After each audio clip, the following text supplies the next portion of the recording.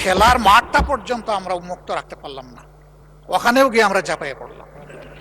সরকারের 2 মাসের যে সমস্ত কার্যকলাপ বেসিক জায়গাগুলোতে হাত দেওয়া হয়েছে, প্রত্যেকটা জায়গায় জনগণের আকাঙ্ক্ষার বিপক্ষে চলে গেছে। বাংলাদেশ ব্যাংকের মতো, আমি বেসিক জায়গা বলেছি, আমি কোনো কার্ড এগুলো বলিনি, নীতিগত যে জায়গাগুলো, বাংলাদেশ ব্যাংকের মতো সেন্ট্রাল ব্যাংকের গভর্নর নিয়োগের ক্ষেত্রে যে কাজটা করা হয়েছে এবং সাবেক গভর্নরকে বিদায় দেওয়ার যে পদ্ধতি অনুসরণ করা হয়েছে, জাতি এটা দেখেছে। এখান থেকে শুরু করে আমি বারবার এগুলার মেনশন করতে যাচ্ছি না, এ পর্যন্ত যে সমস্ত জায়গায় পরিবর্তন এসেছে সেগুলা জনগণ এবং ডেমোক্রেসি কোনোটাই সাপোর্ট করে না। এমনকি খেলার মাঠটা পর্যন্ত আমরা উন্মুক্ত রাখতে পারলাম না, ওখানেও গিয়ে আমরা ঝাঁপাইয়ে পড়লাম।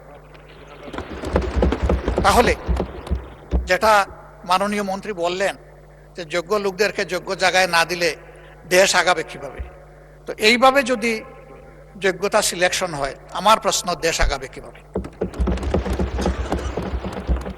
আমরা তো কার ইন্টেনশন কি সেটা দেখতে পারবো না, এটা মনের ব্যাপার, এটা একমাত্র আল্লাহ তাআলা দেন। আল্লাহু আলিমুম বিজাতিস সুদূর, আল্লাহ ছাড়া এটা কেউ জানে না।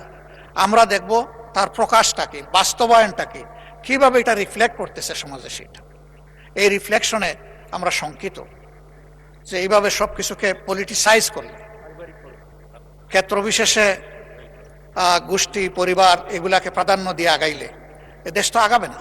আমরা তো সবাই মিলে চাই যে দেশটা এগিয়ে যাক, এ পর্যন্ত সেরকম দৃশ্যমান কোনো কিছু আমাদের কাছে নেই। ধন্যবাদ মাননীয় স্পিকার।